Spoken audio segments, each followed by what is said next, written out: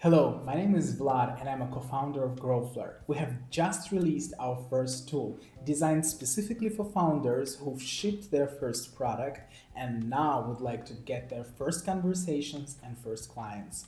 The tool helps you to define your ICP and then based on that suggests you companies that may be in the business right now for something that you offer.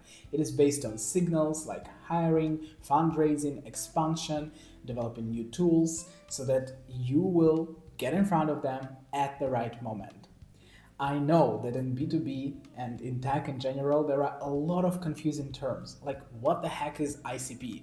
Not everybody knows that. So I will try to simplify my language as much as possible. So ICP stands for Ideal Client Profile. So somebody who is your dream client, who you had in mind when you were building that solution. It typically has certain criteria around it that can help you to shape your final ideal client profile. First is the type of business. Are you aiming for B2B, B2C, or both? The next thing is the industry. Is there any specific industry like retail, e-commerce, medtech that may benefit from your solution more than others? Ideally there is, because this way you will be able to niche it down and get right in front of the people. The next thing is the size of the company. Are you aiming at high enterprises, meaning that your pricing is probably premium, your solution is a little bit more complex, and you have all the necessary compliance certifications? And also you are okay with longer sales cycles, because typically this is how it works with enterprises. Or you are aiming for small to medium businesses where sales cycles are shorter and the entry point is lower. The next thing will be your geography. Yeah, so what markets would you like to target? Are there a set of markets? Is there a specific market that you would want to go for? Or maybe just English speaking markets? So those are the things that you also have to define, because going after all of the markets, all of the world, may be way more complicated. The next thing is the financial state. Is this the company that already raised the investment, or is it pre-seed? This can also help you to even further identify your ideal client profile. And then finally, decision makers. Who are the people that you want to talk with? In the beginning especially, I always recommend to go for higher ups, so people who actually have the decision-making power, but also who know specifically what is going on within their departments. So for example, if you've built a solution for recruiters to ease up their lives, then I would go after somebody who is managing that whole process within the company, like head of recruitment, head of talent acquisition, or maybe even C-level, chief HR officer, chief people officer. So you need to understand who exactly you'd like to target, not just on the company level, but also on the people level, and what seniority this person should have. Don't worry about having all the right answers straight away, because ICP, especially in the beginning, is something that may change. It may change once you will start having the conversations with people and actually getting that feedback from the market, and that's absolutely fine. And in our tool, you can customize it at any point.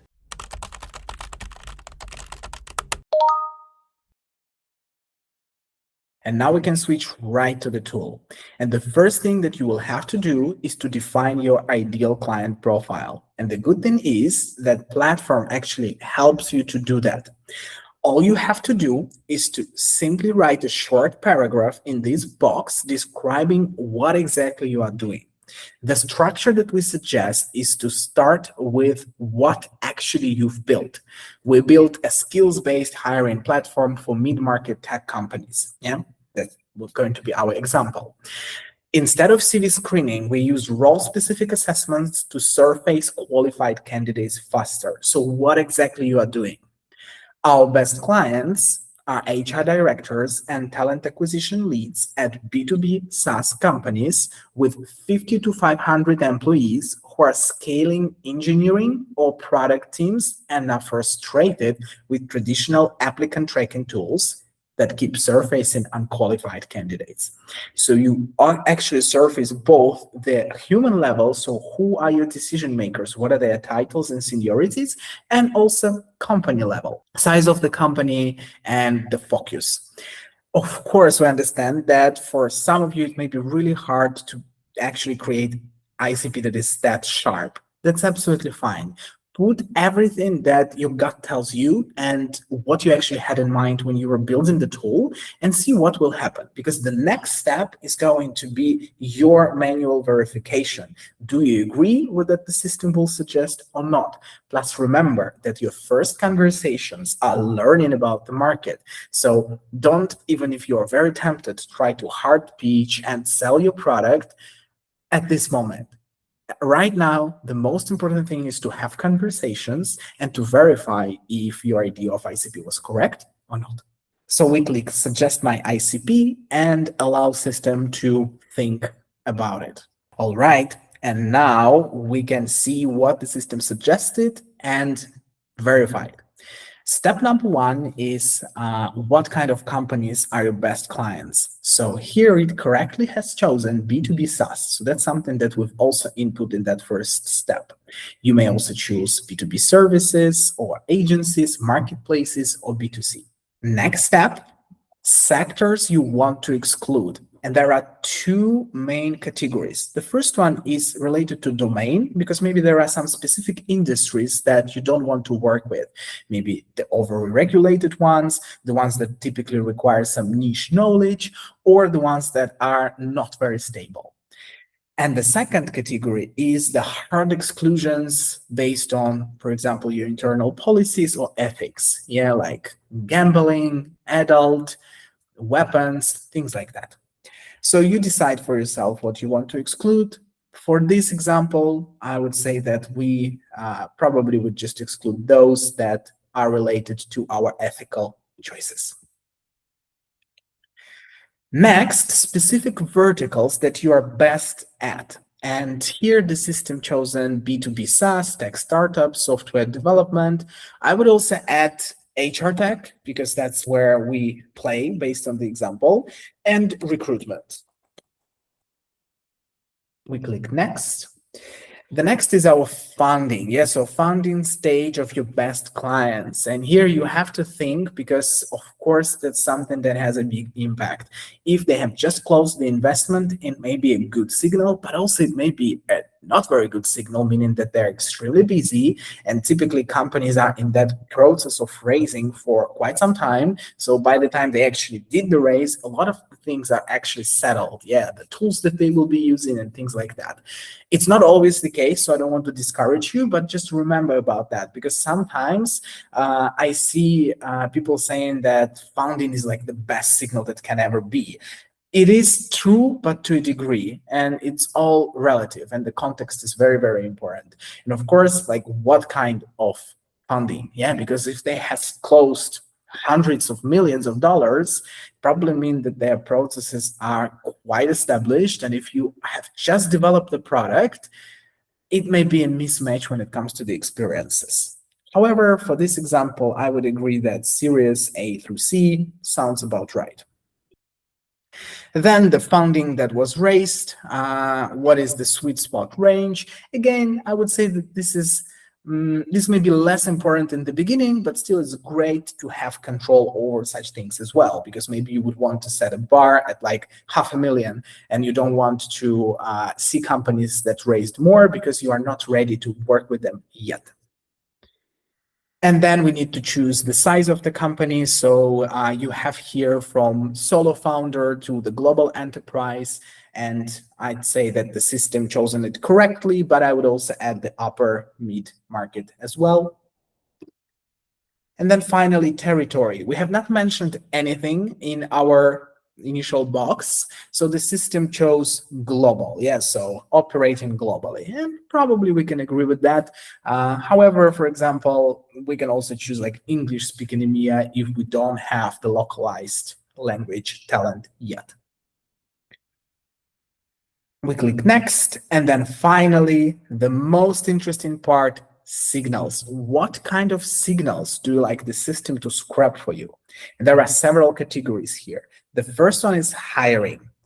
So it's pretty detailed. You can go as granular as to like specific function that you would like the system to look for, or can keep it general, like hiring any role. You can also choose the headcount growths or maybe layoffs, because that can also be an interesting information for the business. And so for the example, let's just choose hiring any role, and maybe mass hiring is an interesting thing for this specific example, where we are selling a tool in the HR tech space, specifically in the recruitment.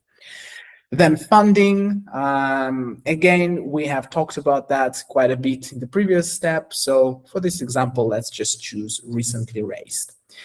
Next will be company life cycle events. So how long ago the company was funded, if they have recently rebranded or relaunched. I would say that for us, it will be interesting to choose new market entry, because it probably means that they will be recruiting and need to optimize that process. Leadership and organizational changes. So if there were anything significant here, I would say that for us, for this example, that's not relevant. Product and market signals. Why not? If they have launched a new product or a major feature, it probably means that they need to market it, sell it. So probably, especially if they're also hiring, it can be a good combination of signals for us. Digital and content signals, that's all about them publishing online, or maybe like job posting that is open for over 60 days. That's actually a great one for us, because again, it means that recruitment is not as optimized probably. And finally, we have negative and pain signals. Very good ones, yeah, because signals that something is not right, and probably our product or service can help. For our specific example, we don't really want to choose any of those. And then final separate category is the founder background. Do we prefer the technical founder or the commercial founder? Or we don't have actually any preference. So for this particular example, we don't. And then we click Save ICP and rescore Q. Okay, now we are seeing the main screen where all of the companies will be parsed to. First, what we see right here is the total number of the companies parsed this week. Then we have all of the companies that are scored as hot, meaning that they have a total score of over 8 points based on all of those ICP criteria that we've chosen. Here, you will also have companies in outreach and also booked and won. Those are the two things that you will have to do manually. So it's kind of like a little CRM to make sure that everything is tracked correctly. So let's take a look, for example, at our hot companies, and we are automatically transferred to the tab with just hot companies. We have here 30 of them. Now we can browse and decide what do we want to do and who do we want to engage with.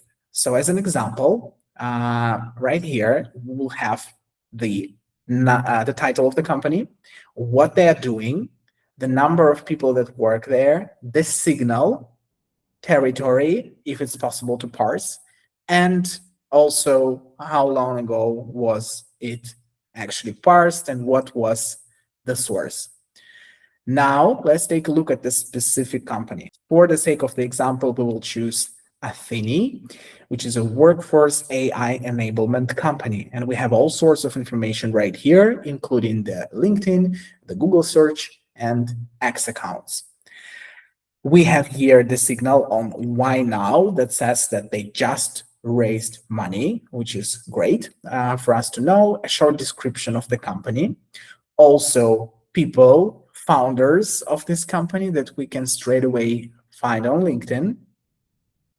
The breakdown of the score, like why was it scored so high and if it's correct or not.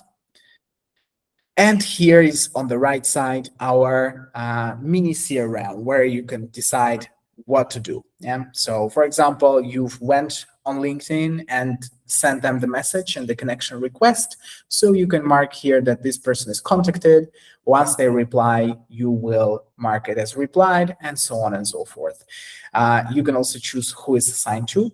Obviously, that's my account. So it's all of our co-founders right here. And notes. For example, I like to paste the message here, like what have I actually sent them? That's a good practice as well. So that's how you can do that, and that's how you can work with the system. Please, if you have any questions, don't hesitate to contact us. We're always happy to chat about maybe even things beyond the tool, like what's going on in your business, to share ideas, experiences. And thank you for using First Insider. We'd love to work with you.